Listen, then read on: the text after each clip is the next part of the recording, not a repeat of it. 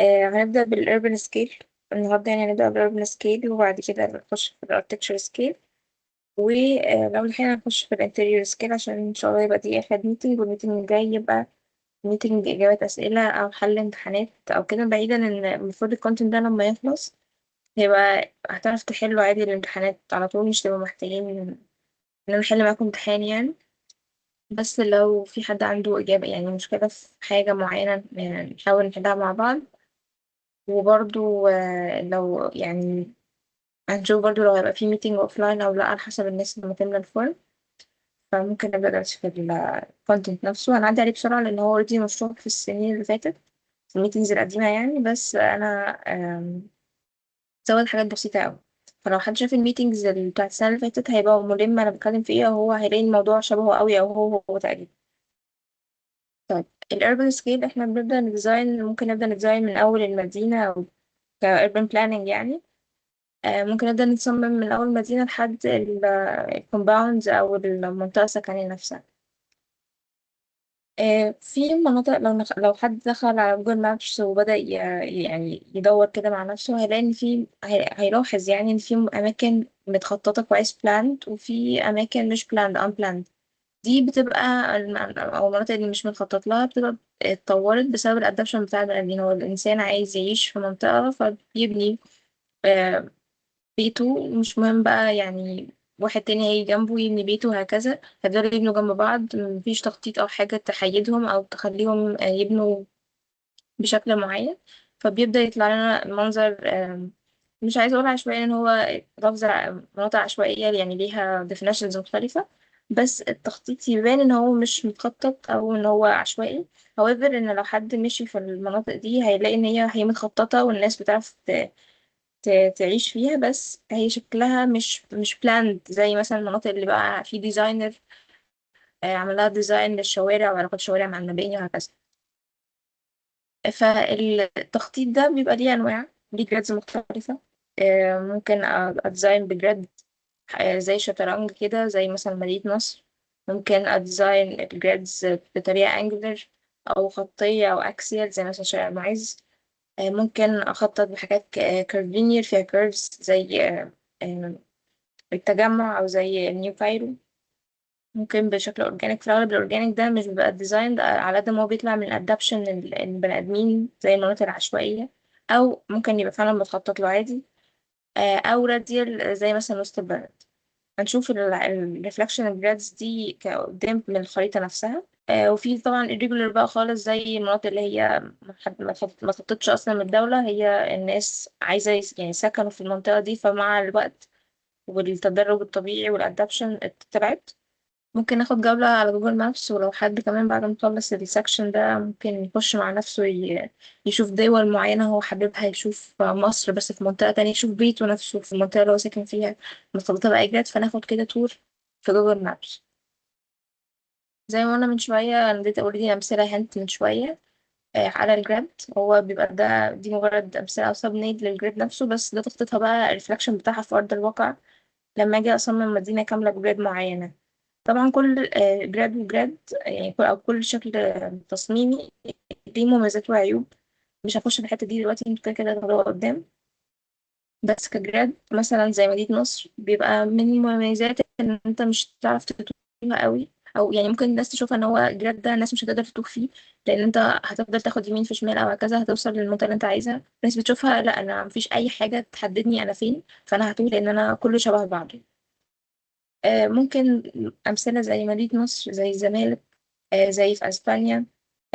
دي examples يعني.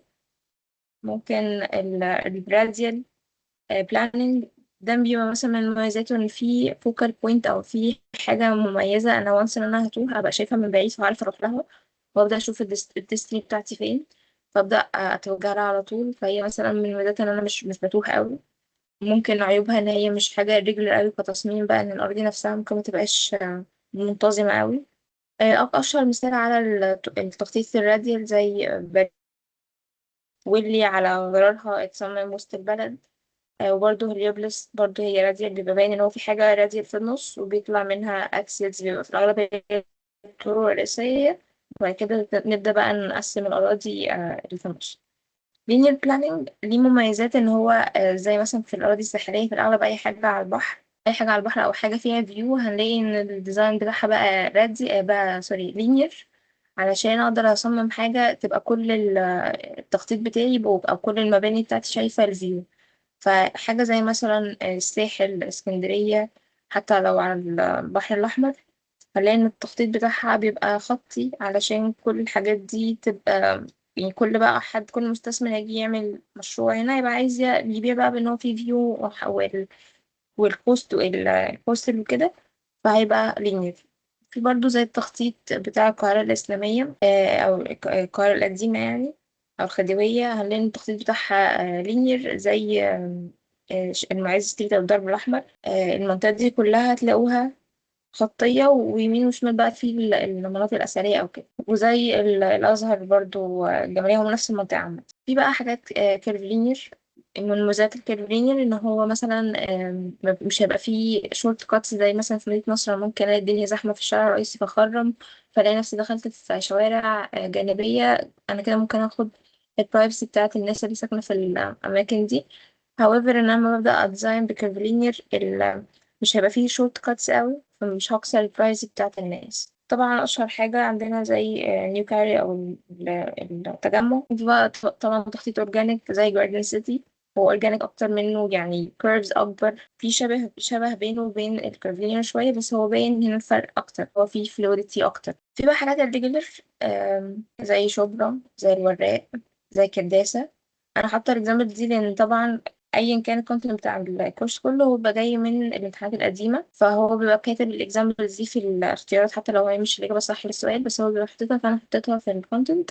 طيب انا لو دلوقتي جاب لي صوره من دول، انا هعرف من ان هي فرق بين شبرا ولا ورايا ولا كرداسه. هي دي حاجه بس زي هنت لينا لو جه سؤال له علاقه بالاربن يعني. اول حاجه الوراق دي بس حاجات كده تسهل على الحفظ، بس هي يعني حاجه انا عاملاها ان مثلا انا الوراق وشبرا الاتنين على النيل، بس الوراق اول حاجه هي جزيره معروفه، وعلشان الفرق بينها وبين مثلا الزمالك، ان الزمالك برضو جزيره، ان مثلا ممكن نقول هنت ان الوراق فعلا شكلها كانها ورقه شجر، يعني لو حد كده جيت كريتيف شويه، لان هي على شكل ورقه شجر. انما الزمالك لو رجعنا في الجريد هنلاقي ان هي شكلها يعني مختلف، هي قلبة شويه يعني مختلفه، بس ابعد من ورقه الشجر. فده كده كفرق بين الجزيرتين اللي ممكن يعني الناس تلخبط بينهم. طيب بالنسبة لشبرا، شبرا يعني ممكن ناخدها ان هي حرف واي كده، وان هي عشوائية اكتر، يعني برضو الوراق عشان هي برضو مناطق زراعية اكتر، فهي فيها شوية تخطيط او تقطيع اراضي.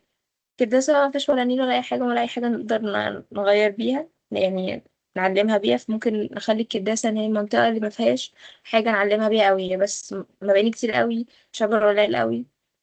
دي برضو examples تانية مكتوبة في الأسئلة، زي الظاهر، عابدين، المقطم، والزيتون. طب نقدر نفرق بينهم ازاي؟ المقطم سهل اوي اننا نفرقه، ان المقطم هو هضبة، هنلاقي فيه شوية صحراء اكتر، او يعني في هضبة عالية فانا مش قادرة ابني عليها قوي، والمباني حواليه.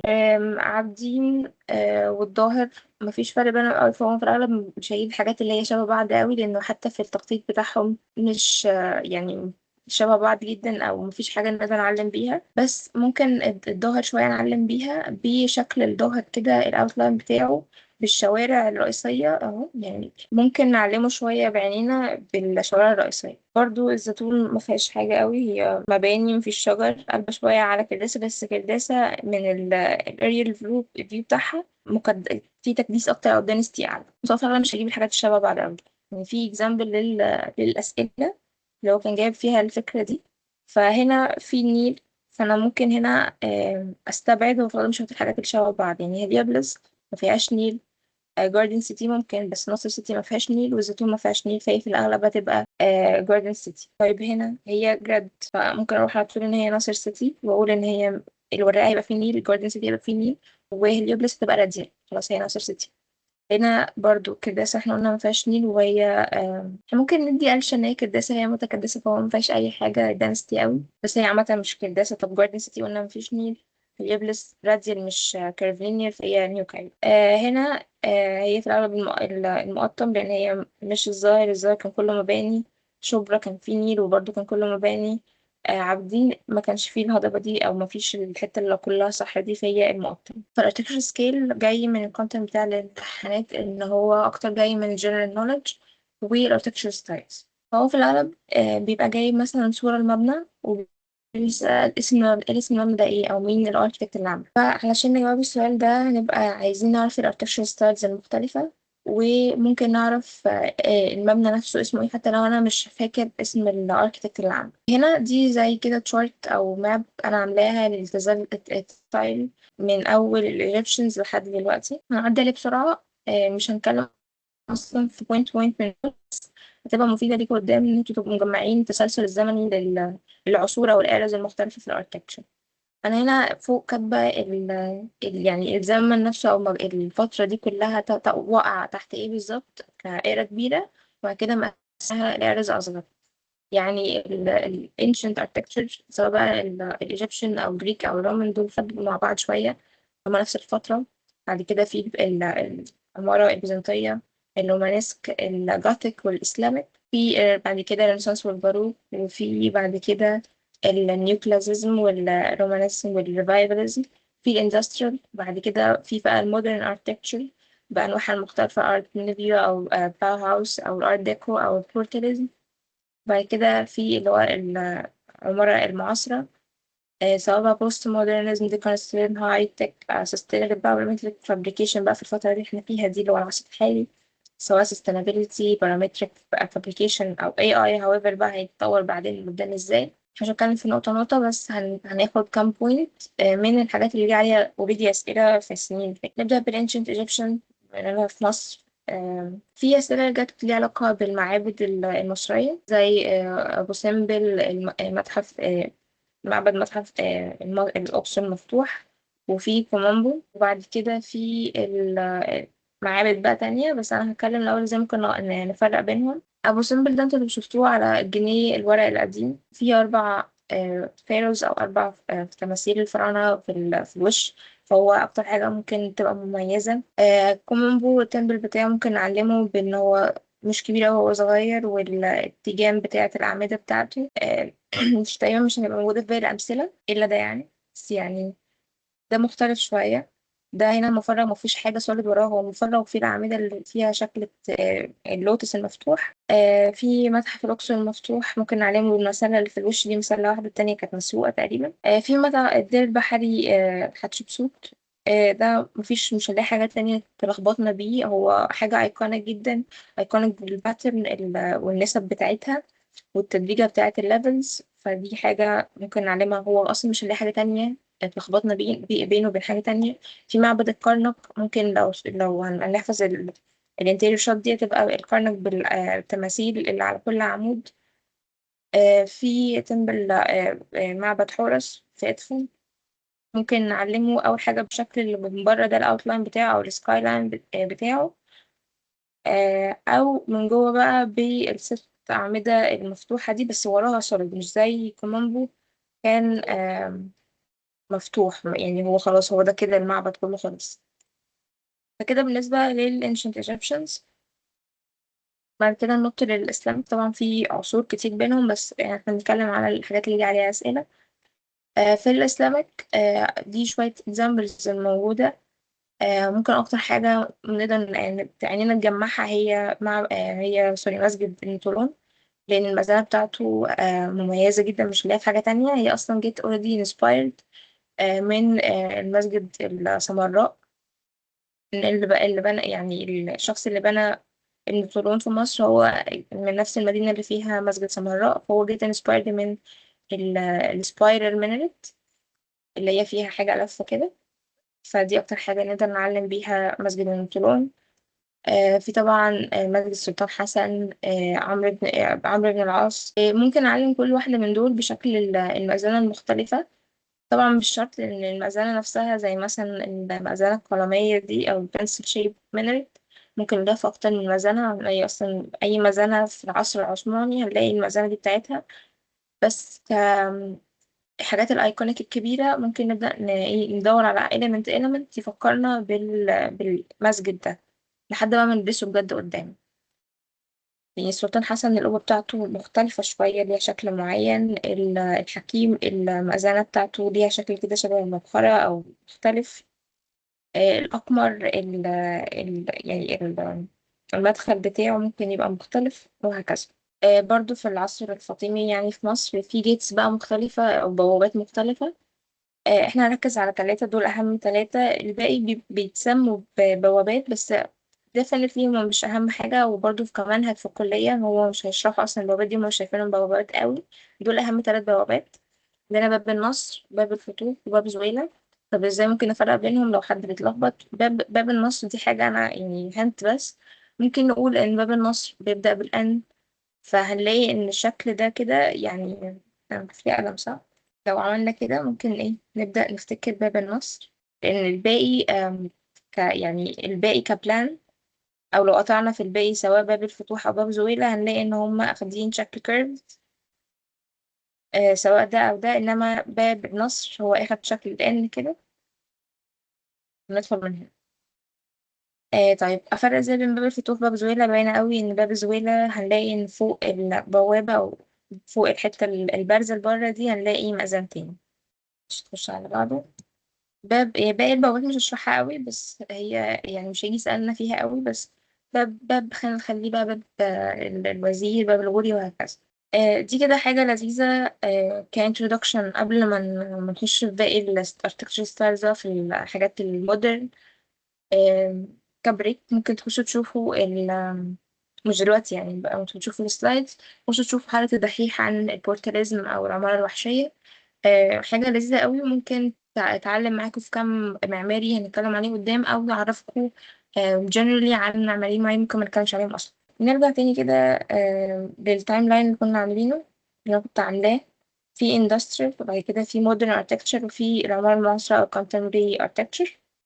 فالارتكتس اللي هنتكلم عليهم انا رتبتهم شوية بالترتيب الزمني، هنفهم ليه قدام. بس just a hint على كل معماري. من أول الاندستريال ايرا أو بداية استخدام أصلا المعماريين للستيل، الستيل ماتيريال. طبعا أول مبنى معمول بالكامل كستيل، كان في قبل كده مباني فيها ستيل بس مع يعني يا إما مخفية في المبنى يا إما ممزوجة مع ماتيريال تاني. بس برج إيفل كان قبل أول مبنى معمول بستيل بس. في اكزامبلز تانية أصلا كمان. ألكسندر جوزيف إيفل عامله غير برج إيفل في مصر. زي برج زي سوري زي كوبري أبو العلا اللي كان في بولاق. ده كان برضو معمول نفس يعني نفس المعماري اللي عمل برج إيفل هو اللي عامله عندنا لما كان موجود يعني. just example إن نفس المعماري عامل أكتر من example. حتى في حديقة الحيوان كان ليه عامل كوبري برضو ستيل، بس هو نفس الشخص نفس المعماري.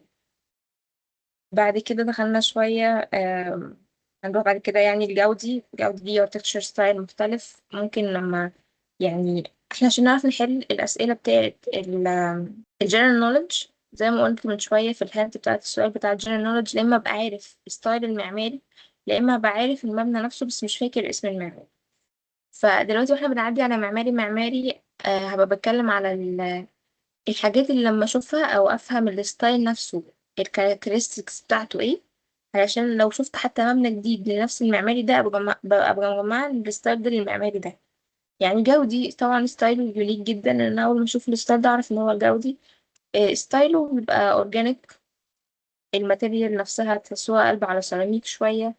اللانجوج نفسها زي هنا هتلاقوا ان هو تحسوا ان في مفاصل او عظم. دي من كاركترستكس ليه الستايل بتاعه. بس هتبان بقى في الباسيليكا دي لا ساجرادا فاميليا اللي موجودة في سبين برشلونة.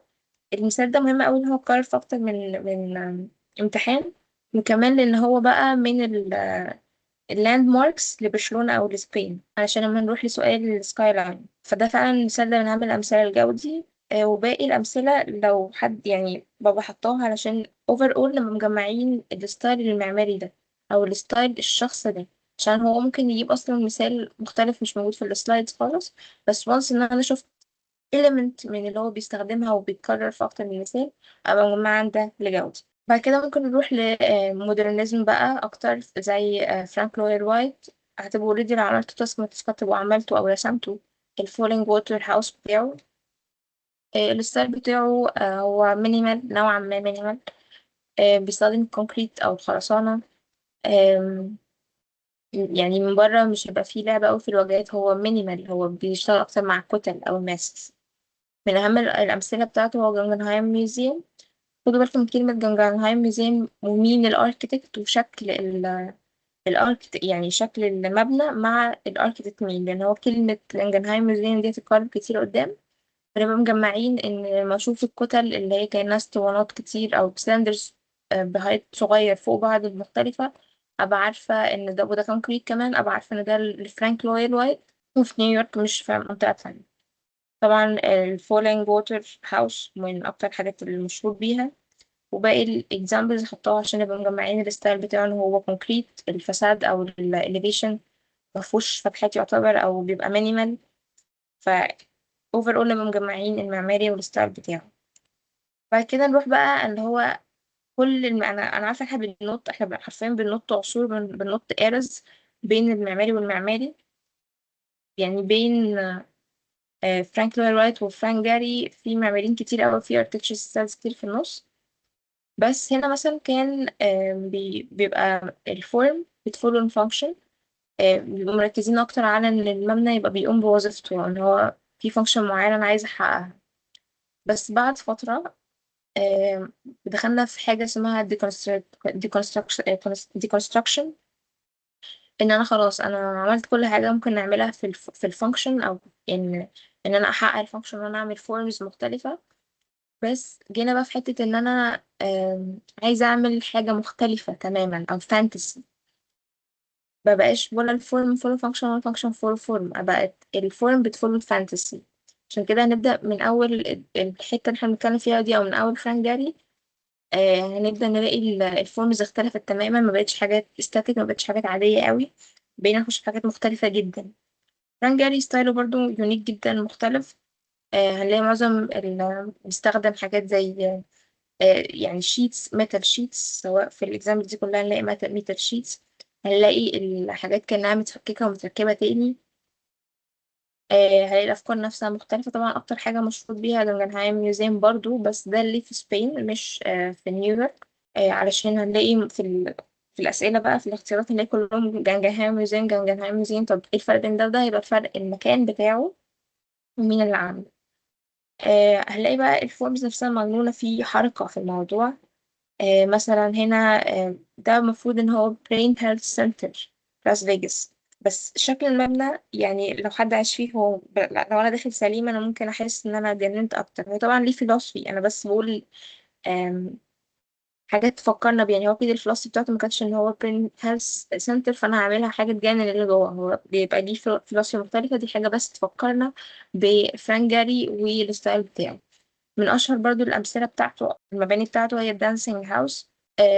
لأن هو فعلا لما تبصوا على المبنى ده تحسوا إن هو في واحدة هنا ست وفي هنا راجل بيرقصوا مع بعض، بس في الآخر ده مبنى. بس هو عارف يعبر عن ده بالستراكشر، بالماتيريالز، الكتلة اللي عايز يعبر بيها إن هي راقصة. حاطط إزاز، الكتلة اللي عايز يخليها ميل، مخليها سوليد ومخليها ستاتيك قوي، ما فيهاش موشن، وهكذا.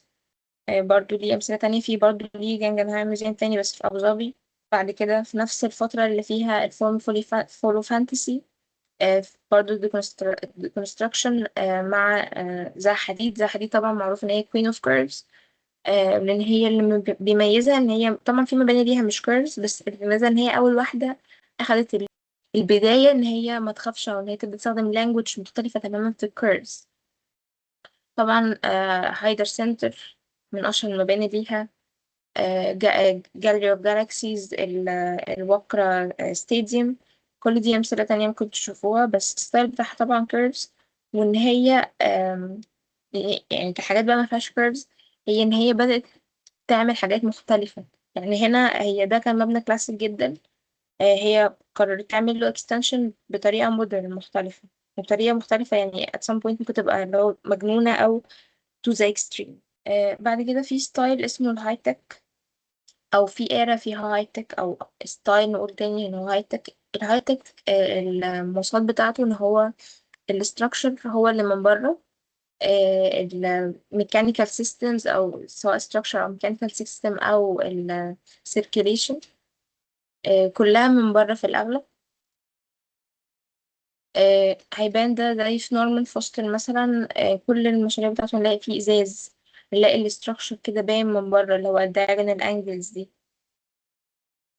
من أشهر الحاجات ليه طبعا، كل الحاجات بتاعته مشهورة، سواء بقى حاجات كمان ممكن مبقاش حطاها، بس أشهر حاجة البريتش ميوزيوم في لندن اللي هو عليه سؤال، وفي المقر البرلماني في مش فاكرة ألمانيا أو لأ، بس برضو ده من الأمثلة المشهورة ليه. في برضو سوري ده مش، في بعد كده في رينزو بيانو برضو من نفس الارتكتشر ستايل او بيانيز الارتكتشر ستايل ده اللي هو الهاي تك. في رينزو بيانو من اشهر حاجة ليه عملها هو ذا شيرد في لندن.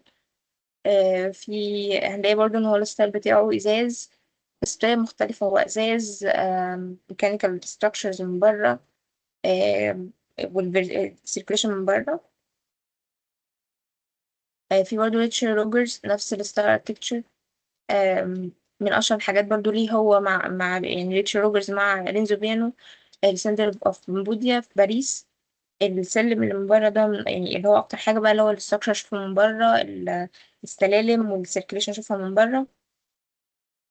في اللويلز بيلدينج ده برضو من اكتر الحاجات المشهوره سواء للهاي تك ستايل او لريتشارد روجرز.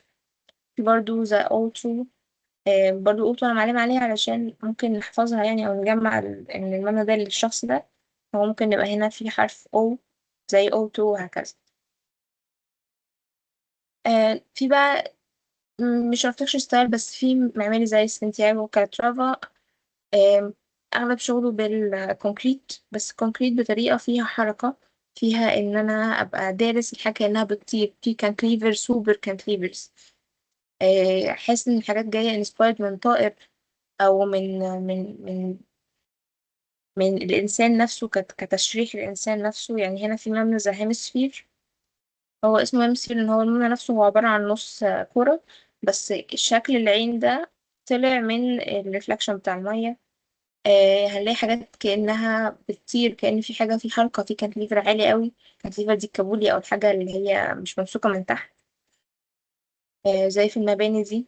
في برضو سنتر ده تريد سنتر ترانسبورتيشن هاب، كأنه فعلا بيطير. الحاجات دي أصلا تقريبا كمان بتتحرك، فدي من الحاجات اللي بتعلم الستايل بتاع سانتياغو ترافل.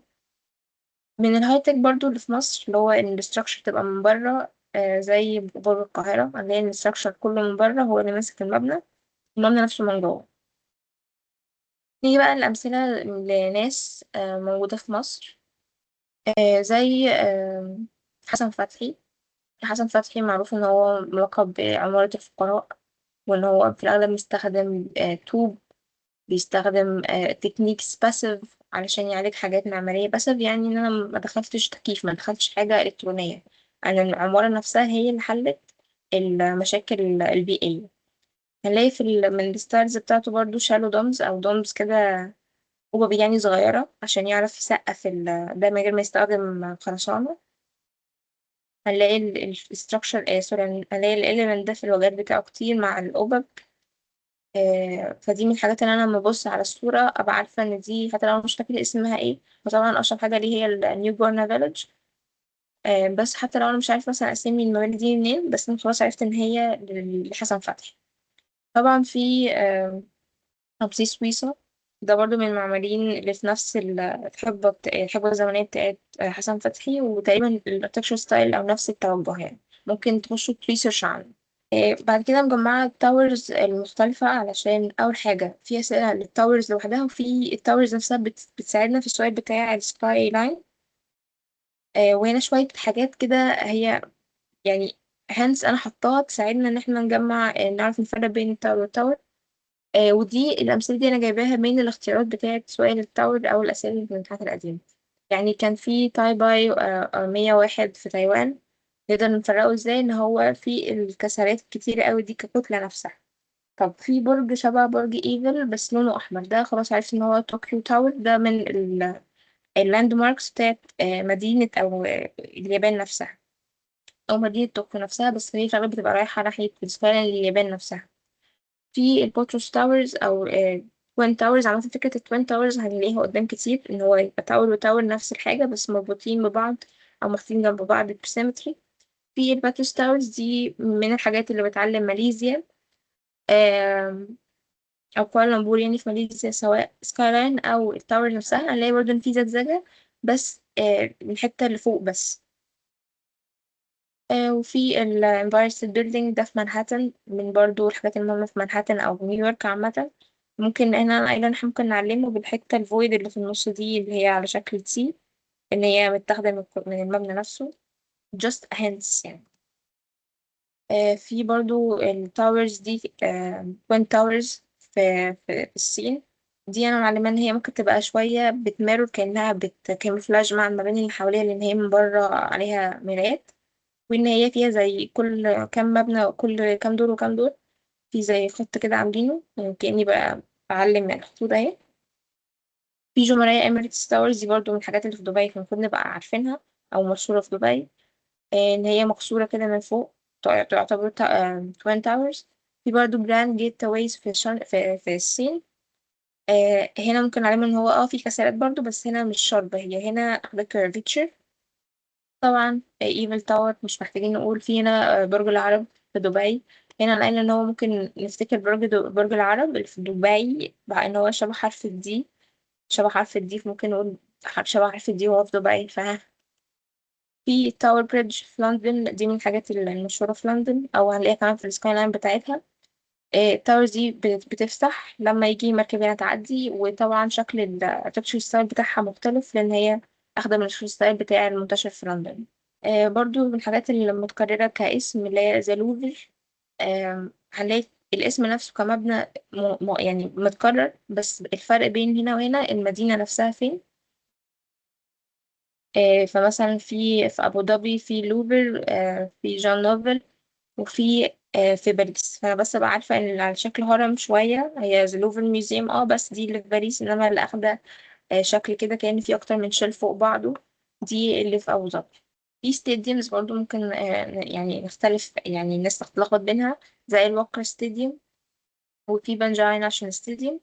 بنجاي دي لاند مارك برضو بتاعت يعني لما نيجي نروح للسكاي لاين هنلاقي ان هنلاقي ان من السكاي لاين او اللاند ماركس اللي بتعرفنا ان السكاي لاين ده هي الاستاديوم ده. فطبعا الوكرة باينة ان هو فيه فلويدتي اكتر من ده، لان هو بتاع زي حديد. في بقى كاتدرائيات جنب بعض كده محطوطين علشان نفرق بينهم. أكتر حاجة ممكن نفرق بينها عشان هي برضو من اللاند ماركس للسكاي لاند بتاع موسكو. هي سانت باسل اللي في موسكو. دي اللي هتعرفنا بعدين إن ده السكاي لاند بتاعها. في كلونج كاثيدرال في جيرماني. في سانت ستافيان.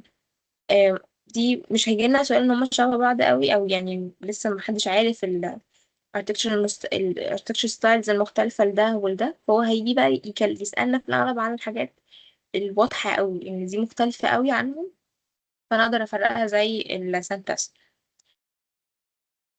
في برضو أمثلة مختلفة زي مكتبة اسكندرية، ممكن يعني نبقى عارفين إن هي شكل قرص غير مكتمل. في الكالتشر بارك أوف تشيلدرن، ده عادل حليم إبراهيم. في نوبين ميوزيوم نبقى عارفين شكله برضو. وفي السيفيليشن ميوزيوم اللي في فسطاط محتاجين نبقى عارفينه، ولو كمان حد حابب يدور أكتر يشوف مين المعماري المصري اللي عامله، أو هل هو معماري مصري أو لأ. وبرضو الجيم بقى أو المتحف الكبير جراند ميوزيوم اللي لسه هيفتتحوه. ممكن حد يحب يخش كجنرال نوليدج يشوف مين المعماري اللي كسب المسابقة لتصميم المتحف ده. مباني لسه مختلف في الأقصر لاس فيجاس ميوزيوم. هو يعني أخدين الديزاين بتاع هو حاطينه عندهم، فحاجة يعني مش هننتقد الديزاين دلوقتي. في برضه في سان فرانسيسكو في المبنى ده شكله مختلف شوية. هو دي كانت حاجات من الاختيارات، بس هو مكانتش جايبة سؤال فعلي. وفي طبعا تاني السنتر بامبودي اللي عامل ريتش روجرز ورينزبين اللي اتكلمنا عليه من شوية. في سيدني أوبرا هاوس من اللاند ماركس لأستراليا أو لسيدني نفسها. ودي examples تانية. ماشي. في تاسك ممكن ناخدها اللي هو ممكن كجنرال نولج، احنا طبعا منعرفش ممكن لو هيجيب فعلا هو جنرال نولج هيتكلم فيها ازاي. فممكن كل واحد في جايزة معروفة أو مشهورة كل كام سنة يعني بيقولوا مين اللي فاز بيها. دي حاجة كده شبه جايزة النوبل بس للأركتشر. أنا هنا عاملة زي ليست مين كسبها كل سنة. ممكن كل واحد كجنرال يخش يشوف مين المعماري اللي كسبها كل سنة، آم، ونشوف أشهر المباني ليها حتى كمعرفة عامة.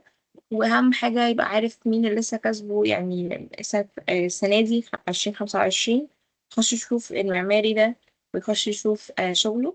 في معماريين تانيين مكلمناش عنهم ومجاش أسئلة عليهم السنين اللي فاتت، بس هما معماريين مهمين جدا إن أنت تبقى عارفهم كجنرال نولج. ودي تاسك، أكشلي تاسك 10، إن أنتوا تخشوا تعملوا ريسيرش عن كل معماري من المعماريين دول، تشوفوا المعماري ده تحت أي architecture ستايل، او بيغير في ايه، او ايه اللي بيميزه، او ايه الحاجة اللي خلته مشهور او كده. ممكن كمان نزود على المعماريين دول بيرك انجلز. وممكن في السيشن الجاي نتكلم عليهم اكتر، بس كونوا على الاقل عملتوا انتوا بداية الريسيرش. كان في سؤال تاني جه عليه كام سؤال، هو السكاي لاين. ايه هو السكاي لاين؟ السكاي لاين هو زي رسمة أو أيكون، حاجة كده بتبقى مجمعة أهم المباني في المدينة أو في الدولة.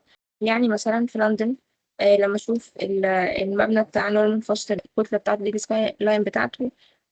لما أشوف البيج آي أو ال ال ال الدورية الكبيرة دي أو اللعبة الكبيرة دي السكاي لاين بتاعها. لما أشوف البريدج المشهور اللي احنا لسه متكلمين عليه من شوية، أعرف إن الرسمة دي أو السكاي لاين ده للندن. سكايلاند ده هو الرسمة المباني، السيلوات بتاع المباني يعني المشهورة في الدولة. لما مثلا أشوف التمثال العدل لو أنا فاكرة صح، ده أعرف إن ده في ريو دي جانيرو في البرازيل، فأعرف إن دي كلها رسمة البرازيل. لما أشوف الكوبري ده أو البريدج ده، أعرف إن ده في فينيس في فرنسا. وهكذا. يعني كل واحد بقى لو كل واحد مسك إيلمنت في دول هيعرف يجمع الدولة دي. ميلان في الأغلب دي كان ليها كاتدرائية. ميلان من الحاجات اللي يعني بتخليني أعرف إن ده في ميلان، سواء المبنى ده بالستايل الارتكتشر ستايل بتاعه ده، أو المبنى الصغير ده اللي هو كأنه قوس نصر، أو كأنه هو في الأغلب حاجة زي نصب تذكاري للمدينة. في نيويورك برضو طبعا تمثال الحرية، خلاص عرفت منه إن دي نيويورك، وهكذا. طيب دلوقتي هنتكلم على الانتيريور سكيب أو الهيومن سكيب. نبدأ بقى نتكلم على سبيس أو فراغ الإنسان بيقدر يتعامل معاه دايلي. فمحتاجين نبقى نصمم الانتيريور أو الحاجات اللي الإنسان هيستعملها دايلي بنسب أو مقاسات تبقى مريحة ليه. فالأسئلة التي للجزء ده مينلي بتبقى بتختبر الشخص اللي عنده سنس، لو لسه ما عندوش المعلومة أو الأرقام الثابتة اللي بنستخدمها.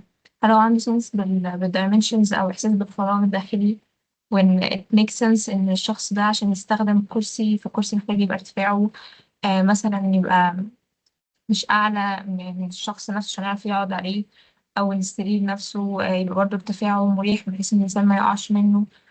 وبوينتس كتيرة زي كده، أو حتى ارتفاع الفراغ نفسه، عروض الفتحات بتاعة الفراغ وهكذا. فهنا أنا مثلا مجمعة شوية ستاندرز نوعا ما related للأرقام بتاعة الهيومن والرeflection بتاعها على الحاجات اللي الإنسان بيستخدمها. فمثلا احنا محتاجين نعرف الإنسان المتوسط آم، عرضه وطوله وارتفاعه متوسط الأرقام دي كام، علشان لما أجي أديزاين حاجة تبقى relatable للأرقام دي. فمثلا احنا لو هنتعامل إن ارتفاع الشخص نفسه الطبيعي الأفريج بتاعه 160 أو 170 في الرينج ده، فنقدر نقول برضو إن ارتفاع الركبة بتاعته عند نص متر مثلا، ونقدر نقول إن ارتفاع الشخص نفسه ناحية يعني بطنه أو وسطه متر، عند كتفه متر 40، وارتفاعه هو نفسه متر 60. طب عرض الإنسان نفسه هو احنا بنتعامل مع عرض الإنسان إن هو 60، عرض كتفه نفسها 40 سنتي بس، مع دراعه وكده عشان يعرف يعدي بأريحية ممكن نتعامل إن عرضه 60 سنتي. طب أنا لما أعرف المعلومات دي هستفاد إيه؟ مثلا لما أجي أديزاين أو أحط عرض باب، فأنا محتاجة أبقى عارف إن أقل فتحة عشان الإنسان يعدي منها من غير ما يتخبط أو بأريحية ممكن تبقى فرنج من 70 سنتي ل90 سنتي أو متر كمان، وممكن تكبر عن كده. لما عرفت عرض الإنسان عرفت أجمع أو ريليت السكيل ده للحاجات اللي محتاج الإنسان يعدي منها بعرض. برضه بتفرق في العروض، مثلا اللي هو أنا الإنسان عشان يعرف يعدي من حاجة زي مثلا من هنا، من السرير عشان يعدي من هنا للناحية التانية، فهيعدي من العرض ده. فأنا بعرف إن العرض ده محتاج ما يقلش عن 60 سنتي عشان الشخص ده يعرف يعدي من هنا من غير ما يعني يعرف يعدي أصلا. قبل ما نروح لباقي الأرقام اللي في الفراغ نفسه، ممكن نشوف شكل الأسئلة عامل إزاي. الأسئلة اللي جت على الجزء ده كان هنا سؤال بيقول يعني الشكل البلان ده أو شكل القطاع ده إيه الحروف من دي، أو فين المشكلة التصميمية في الشكل اللي إحنا شايفينه ده. مثلا في سؤال واحد كده هنلاقي إن هي في دي، لأن هو الباب مش عارف يفتح أصلا بسبب إن فيه سرير. ممكن قبل ما نحل برضو في كده هنت شوية ازاي نحل السؤال ده. هنتس زي إن إحنا نتأكد من الويندو أورينتيشن، نشوف الشباك محطوط. هل أتخيل بقى الشباك مكانه هنا، هل الإنسان اللي بيستخدم الفراغ هيعرف يفتح الشباك، ولا هيلاقي حاجة قدام الشباك تعيق إن أنا أفتحه، أو أصلا مش عارفة أوصل الشباك، زي إن الشباك يبقى ورا السرير فأنا محتاجة عشان أفتح أو أقفل الشباك أطلع على السرير ده، أو إن الشباك يبقى ورا باب، يبقى ورا دولاب، أنا أصلا مش هبقى شايف الشباك. زي مثلا في السؤال ده مفيش مشكلة في الباب، مفيش مشكلة في السرير، مفيش مشكلة في الدولاب، في مشكلة في السرير إن الشباك ورا السرير فأنا مش عارفة أفتحه أصلا. بوينت تانية الدور أورينتيشن، الباب نفسه موجود فين. أسأل نفسي هل الباب مكانه هنا هيعرف يتفتح أصلا؟ طب هل لو اتفتح هل أنا هعرف أفتحه، هعرف أوصل للباب وأفتحه، ولا لو فتحته هيفتح على حاجة تانية فهتبوظ لي هتبوظ لي إن أنا أعرف أستخدم الحاجة اللي ورا الباب ده، أو إن الباب ده لما يفتح يخبط في حد، أو هكذا. في بوينتس كتير. زي مثلا في سؤال 4، الحوض بتاع المطبخ في الأغلب بيبقى قدامه الشباك، فهنا مفيش مشكلة. المشكلة كانت هتبقى هنا لو كان الشباك المطبخ ده عند البوتاجاز، لأن ساعتها الهواء اللي داخل من الشباك هيطفي البوتاجاز. بس هنا مفيش مشكلة ولا في A ولا في B ولا في C، مفيش مشكلة. هنا المشكلة في D ليه؟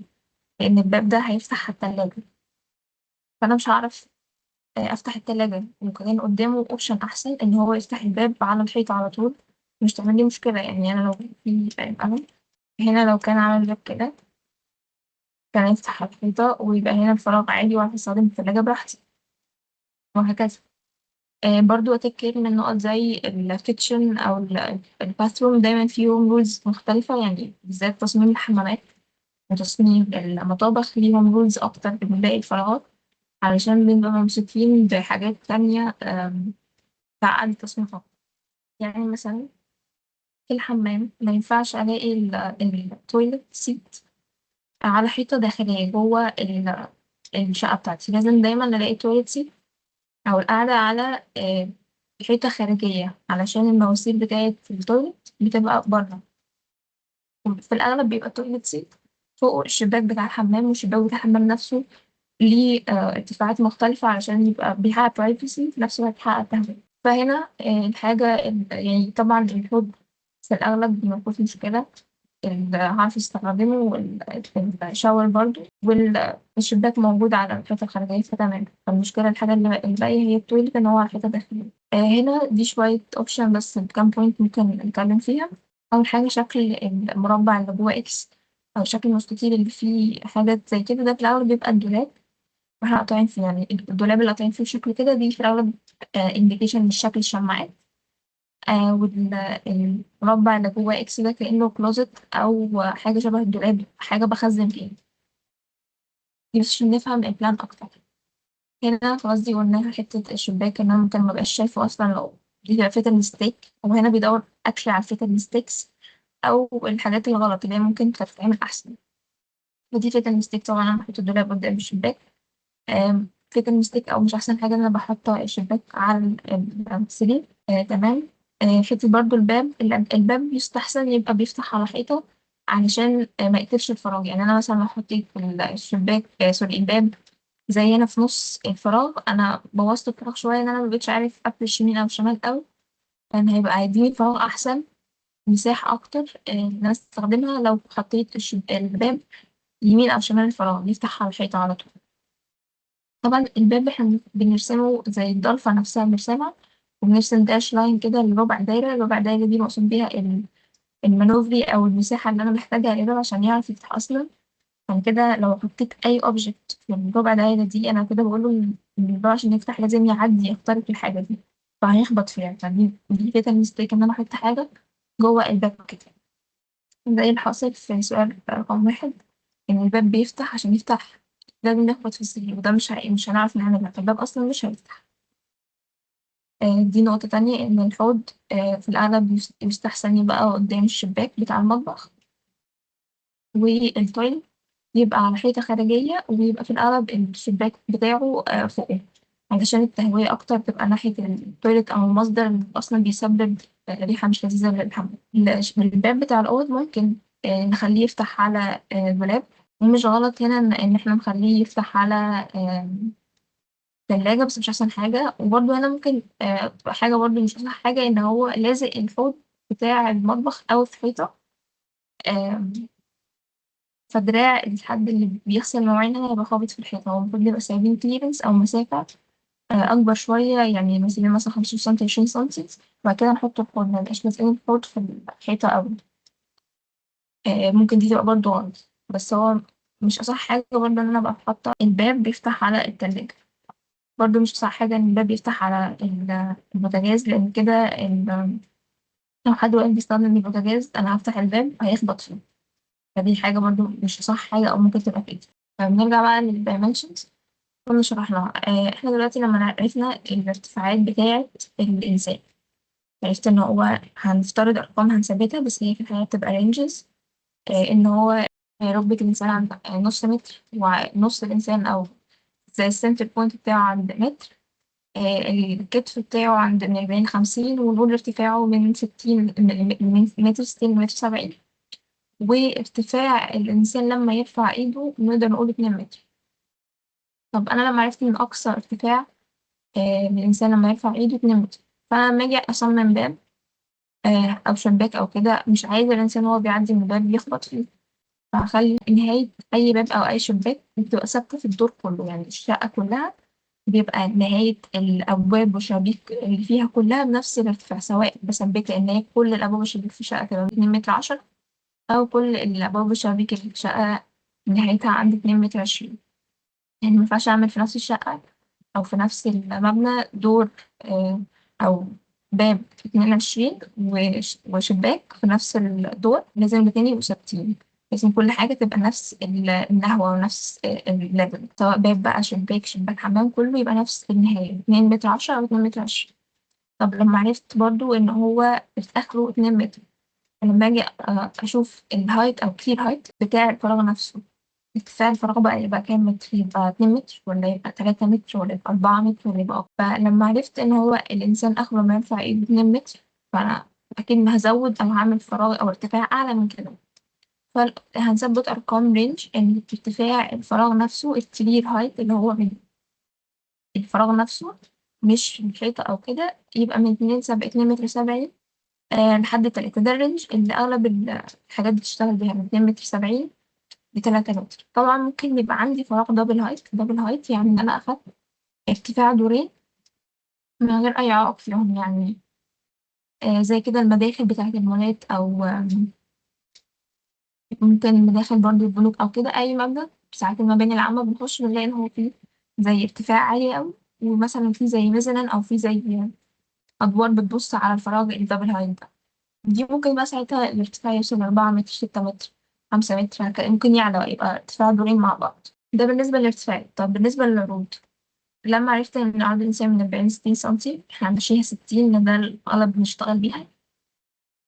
طب أنا عايز أصمم باب أعدي منه، عايز أصمم طرقة أعدي منها. فهنتكلم على الأبواب، هنلاقي إن الباب لو باب صغير مش بستخدمه ديلي قوي، أو مش بستخدمه كل شوية كل شوية، زي مثلا باب الحمام.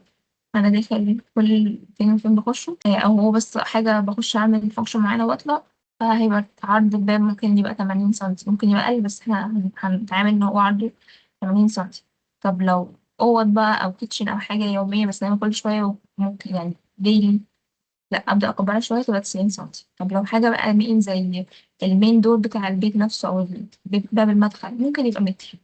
ممكن يبقى أكبر طبعا، ممكن تعمل متر 20، ممكن يبقى أكتر من ضعفه، بس احنا هنتعامل هو متر. التدريجة دي آه، بأهمية الدور وبرضه بالاستخدام. يعني أنا لو بستخدم دور باب بشكل أكتر من باب تاني، فأنا محتاج إن أنا أعمله أوسع عشان أنا احتمالات إن أنا أعدي منه تبقى أكتر. طبعا عند الشبابيك على حسب أنا محتاج أهوي الفراغ ده بنسبة قد إيه، أو أدخله إضاءة طبيعية بشكل قد إيه، نسبة يعني قد إيه. بس إحنا هنقول الرينج إن هو ممكن أقل حاجة يبقى 60 سنتي عرض. الشباك نفسه يبقى عرضه 60 سنتي، دي أقل حاجة. وبعد كده ممكن المضاعفات ده بقى إلى ما لا نهاية براحتي على حسب الديزاين. بس في الشكل السكني نقدر نقول هو متر 60، سوري 60 سنتي، بمضاعفات 30 سنتي. متر ستين يعني 60 سنتي، 90 سنتي، متر 20، ممكن يبقى متر عادي، ممكن أي رقم. بس أبقى عارف المينيمم إن هو 60 سنتي. طيب أنا لما عرفت إن نص الإنسان عند متر، فأنا لما أجي أصمم حاجة أنا مش عايز الإنسان إن هو يقع منها لما يبقى باصص عليه، يعني باصص من الشباك، أنا مش عايزاه يقع. فأنا محتاج إن أنا أصمم حاجة بارتفاع عند السنتر اوف جرافيتي بتاع الإنسان ده. فالإنسان السنتر اوف جرافيتي بتاعته ممكن نقول عند متر. فأنا لما أجي أعمل السل أو الارتفاع من بطنية الشباك لحد الأرض، فأنا هعمله من رينج 90 سنتي لمتر علشان أمنع إن الإنسان يقع. زي في السلالم برضو، الترابزين بتاع السلالم أو الهاند ريل بتاع السلم، أو أي حاجة أنا بصممها علشان الإنسان ما يقعش منها، هحط حاجة تمنع الإنسان يقع بيها، هتبقى ارتفاعها من 90 لمتر، اللي هي السنتر اوف جرافيتي بتاع الإنسان، أو اللي هي الارتفاع اللي هو من بعده مش هيبقى بيقع بسهولة. بالنسبة بقى لارتفاع السل، الويندو سيل، أو الويندو سيل دي معناها من بطنية الخط ده كده بتاع الشباك لحد الأرض. بالنسبة للحمامات، شباك الحمام أو شباك المطبخ أحيانا برضه، بس هو مينلي شباك الحمام أكتر. أنا عايز أحقق تهوية طبيعية وإضاءة طبيعية، بس محتاج برايفسي، أنا مش محتاج أشوف فيو، أنا بس عايز تهوية وإضاءة. فأنا هعلي الويندو سيل بتاع الشباك ده، بس برضو نهاية الشباك الارتفاع بتاعه من هنا الخط ده برضو عند نفس النحو بتاع الباب والشباك بتاع الدور، يعني لو هو 22 ساب. بس الويندو سيل في الحمامات ممكن أعلى بقى من ده، أنا مش عايزة أقع، أنا عايز برايفسي، ممكن من متر 40 لمتر 70. طبعا نقص ده من ده نعرف الشباك نفسه ارتفاعه كام. يعني 22، احنا اتقرب من شهرين 22، نقص منهم متر 40، هيبقى عندي من ارتفاع الشباك ده 80 سنتي.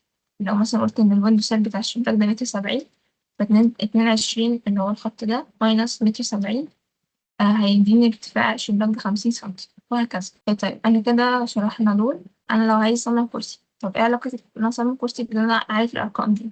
أنا دلوقتي لما أقعد على الكرسي أو لما أقعد على السرير، ارتفاع السرير نفسه أو ارتفاع الكرسي نفسه، أنا عايزة أعرف الرقم ده كام. طب تعالى نتخيل لو أنا حد قاعد على الكرسي ده، فهو في الأغلب هيبقى قاعد ركبته هي اللي متنية هنا كده محطوطة، ركبته هي اللي محطوطة هنا، وهو نفسه قاعد بعيدا يعني عن الرسمة. فالمهم ركبته هي اللي بتتني هنا. فأنا لما بعرف إن ركبته عند نص متر، فبقى عارف إن ارتفاع الكرسي نفسه هنقول نص متر برضه. طب أنا عايزة أعرف ارتفاع الكرسي نفسه، طب أنا عارف خلاص إن ده نص متر، وعارف إن السنتر بتاع الإنسان متر، فكده العرض ده نفسه اللي هو العرض بتاع الكرسي اللي أنا هقعد عليها تبقى نص متر. ليه؟ لأن أنا ناقص من المتر ده الارتفاع بتاع الركب، فبقى لي نص متر اللي هو الحتة دي. فأنا بتعرف ارتفاع الكرسي وعرض الكرسي. طبعا عرض الكرسي إحنا بعدين ممكن نقربها شوية تبقى 60 سنتي. يعني مثلا لما عرفت خلاص إن الحتة اللي الإنسان هيقعد عليها تبقى من الرينج ده 50 سنتي، في الأغلب هنلاقي إن مثلا تبقى عرض الكنبة كام، يعني الحتة اللي بنقعد عليها بنقدر نقول 60 سنتي، يعني يقعد عليها مرتاح شوية برضه لما بنتكلم هنا في مينيموم. وهكذا. طبعا ممكن نروح نلاقي حاجة نتخيل شوية في 3D مثلا هنا، دي الأرقام اللي احنا كنا بنتكلم فيها. نبقى متخيلينها على إنسان. في الفراغ نفسه هنا، لو أنا مثلا دخلت من الباب ده، أنا ألاقي إن الباب ده اللي هو بتاع الأوضة نفسه 90 سنتي. طب أنا دخلت الأوضة علشان الفراغ ده يبقى مريح للشخص ده مقاساته. هلاقي مثلا إن الحاجات اللي ممكن نتكلم فيها الشباك ده اللي دخل إضاءة للأوضة. هو هنا مثلا عامله عرضه، ممكن أعمله كده. أعمل عرض الشباك 160. بس أنا كان ممكن أعملها ضفة واحدة أو جزء واحد، فالعرض ده كان يبقى 75 سنتي. ارتفاع الويندو سيل، وارتفاع الويندو نفسه، ارتفاع الشباك نفسه هو 22. والويندو سيل بتاعه متر علشان لو حد فتح الشباك ما يقعش. الكلير هايت بتاع الفراغ بتاعي 3 متر برضو، والباب نفسه اللي أنا داخل منه 22. طبعا كل الحاجات اللي جوه الأوضة هتبقى متصممة بالمقاسات للإنسان. يعني كرسي مثلا إن هو يستخدمه هو يبقى مثلا عامله 55 سنتي، بس هو في نفس الرينج بتاع الإنسان اللي هو 50 سنتي. ممكن يبقى 60، هنلاقي برضه لو قسنا العرض ده هيبقى 60 سنتي في العرض. طيب لو أنا بعمل حاجة في متناول إيد الإنسان نفسه، يعني ترابيزة، سفرة أو كده، بتبقى برضه 90 سنتي. ليه؟ أنا دلوقتي لو عايزة أعرف، أنا لو هصمم حاجة في متناول إيد الإنسان نفسه وهو قاعد، فاحنا قلنا إن ارتفاع كتف الإنسان اللي هو عند إيده متر، متر ونص. فأنا لما أجي أماينس من متر ونص ده، الحتة اللي التانية اللي بقت هوريزونتال، اللي هي عظمة الفخذ أو كده، 50 سنتي. فبقى معايا متر اللي هو من الكتف للأرضية، معايا ارتفاع متر. فأي حاجة هتبقى في متناول إيد الإنسان هتبقى بارتفاع متر. اللي هي مثلا المكتب، هو قاعد بيذاكر، هو قاعد وبيذاكر، نقيسها برضه.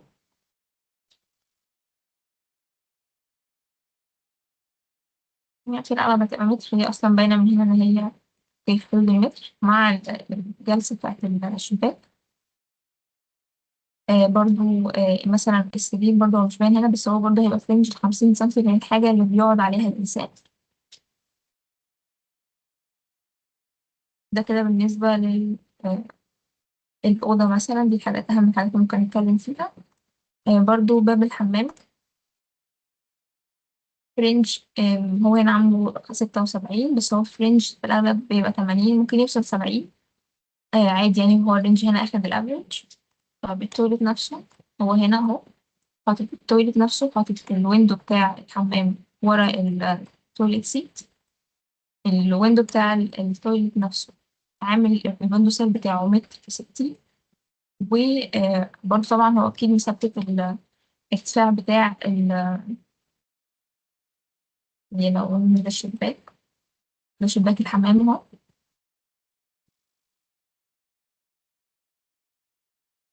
للأرضية مش هعرف 2 متر 20 هو، بس أصلا مش أحسن حاجة. هو مثبت 22. فأنا لما نقصت ال1.60 اللي هو الويندو سيل اللي هو مختارها يعني للحمام، هنلاقي إن ارتفاع الشباك بتاع التويليت كان عامله 60، وده المينيموم بتاع الفتحات. العرض برضو عامله 60، عشان هو بس هو عايز بس تهوية وإضاءة هو طبعا هنا مش حاطط قاعدة يعني مش حاطط سلك أو مش كنترول، بس هو في الأغلب كان هيبقى هنا. تقريبا كده خلصت الدايمنشنز اللي أنا حاطاها للجزء ده. وطبعا برضو دولاب أو كلوزت أو كده هيبقى في الأغلب عرضه بيبقى 60 سنتي. يعني عرضه بقى اللي هو الويدز نفسه قلنا 60، إنما اللينس بتاعه على حسب تصميم الديزاين بتاعه وكده. طبعا كمانوفي بقى دي حاجات زيادة. لو أنا بعمل طرقة أو بعمل حاجة الإنسان هيعدي بيها، هيعدي منها طرقة مثلا، فالعرض بتاعها مش هيقل عن متر 10، متر 20. زي برضه عرض السلم مش هيقل عن متر 10، متر 20، عشان يعني يكفي 2 يعدوا جنب بعض. بس فرق 60 و60، يعني عرض الإنسان 60، فأنا لو وصلنا لطرقة فأنا أكيد مش هيمشي فيها شخص واحد، ممكن أبقى حاطة أوبشن إن هو يمشي 2 مع بعض. 60 وكتف 60 وكتف 60، فعرض الطرقة نفسه بقى متر 20. آه، بس السرير برضو على حسب هو سرير الفرد ولا الفردين بتفرق في العرض بتاعه. بس برضو السرير في الأغلب عرضه اللي هو الواتس ده لو شخص واحد مش هيقل عن متر 10 أو متر 20 عشان الإنسان يبقى يقدر ينام كويس. ممكن بقى عرض السرير ده يوصل ل2 متر 20، علشان يكفي شخصين مثلا. ممكن هيبقى كمان كبير. بس اللي ثابت في السرير نفسه إن الطول ده أو السايد ده مش هيقل عن 2 متر 20، عشان نفس الحتة بتاعت إن الإنسان لو ارتفاعه لو طوله 1 متر 70 مثلا عايز يعني كده، هو برضه مش هينام كأنه كلوك على السرير، هو هياخد راحته شوية. فبنبقى حاطين الرينج بتاع الارتفاع ده أو اللينس ده 2 متر 20. مش متأكدة هو أنا ظبطها من 2 متر 20 ولا لأ، بس هو هيبقى في الرينج أكيد.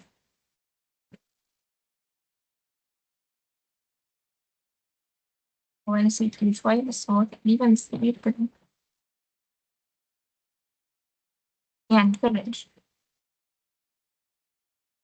ده كده بالنسبة لجزء الانتيريور سكيل.